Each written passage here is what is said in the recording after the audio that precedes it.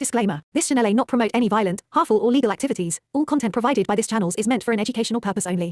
Call সেন্টারের আড়ালে চলত লক্ষ লক্ষ টাকার আর্থিক প্রতারণা চক্র। খড়দা থানার সোদপুরে প্রকৃতি আবাসনের একটি ফ্ল্যাটে কল সেন্টারের অফিস খুলে চলত সাধারণ মানুষদের ঠকানোর কাজ। অবশেষে আর্থিক প্রতারণা চক্রের অভিযোগে ব্যারাকপুর পুলিশ কমিশনারেটের সাইবার ক্রাইম শাখার গোয়েন্দাদের হাতে ধৃত 2 মহিলা সহ 8 জন। রবিবার ব্যারাকপুর পুলিশ কমিশনারেটের ডিডি অফিসে সাংবাদিক বৈঠকে ডিসি নর্থ গণেশ বিশ্বাস জানান, চলতি বছরের গত 21শে জুলাই গোপন সূত্রে খবর পেয়ে প্রকৃতি আবাসনের একটি ফ্ল্যাটে হানা দিয়ে 3 জনকে গ্রেপ্তার করা হয়েছিল। পরবর্তীতে ধৃতদের জিজ্ঞাসাবাদ চালিয়ে আর্থিক প্রতারণা চক্রে জড়িত থাকার অভিযোগে আরও 2 মহিলা সহ 5 জনকে গ্রেপ্তার করা হয়েছে।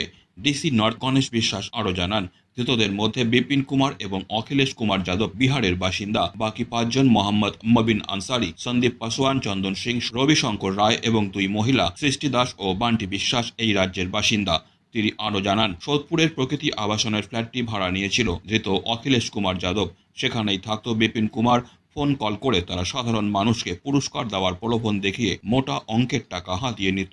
ডিসি নর্থের দাবি, কমপক্ষে 100 জনের মতো এদের কাছে আর্থিক প্রতারণার শিকার হয়েছেন।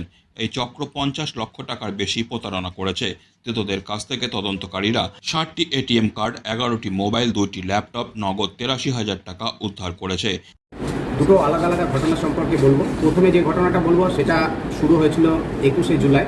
21শে জুলাই আমাদের কাছে একটা খবর আসে যে আমাদের সোদপুরের কাছে কোনো একটি জায়গাতে কল সেন্টার চলছে।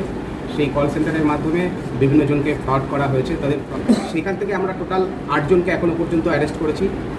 2 জনকে অলরেডি আমরা ফরওয়ার্ড করেছিলাম, যারা চন্দন সিং এবং রবি কুমার রায়, তার কাস্টাডিতে আছে। চন্দন সিং, রবি কুমার রায়, আপনাদের সামনে যাদেরকে নিয়ে এসেছিলাম তারা ছিল বিপিন কুমার, অখিলেশ কুমার, মোহাম্মদ মবিন আনসারি, সন্দীপ পাসওয়ান এবং 2 জন লেডি আছে। 2 জন লেডিকে আমরা আনিনি আজকে, যেহেতু ওদেরকে প্রোডাকশনও আছে আজকে। 2 জন লেডি ছিল সৃষ্টি দাস আর বান্টি বিশ্বাস। এই টোটাল 8 জনকে আমরা এই কল সেন্টারে বিভিন্ন সময়ে রেড করি। কল সেন্টার থেকে আমরা যখন প্রথমে অ্যারেস্ট করেছিলাম বিপিন কুমার, অখিলেশ কুমার, মবিন আনসারি, পরবর্তীকালে সাবসিকুয়েন্টলি তাদের যে কনফেশনাল স্টেটমেন্ট ছিল সেই অনুসারে আমরা অ্যারেস্ট করেছি। এখনও পর্যন্ত ওই কেসটিতে, যেটা 21শে জুলাই আমরা সুমোটো কমপ্লেনের ভিত্তিতে করেছিলাম, টোটাল 8 জনকে গ্রেপ্তার করা হয়েছে। আমরা দেখেছি যে তারা 100রও অধিক বিভিন্ন জনের সঙ্গে এই ধরনের যে চিটিং করেছে বা ফ্রড করেছে।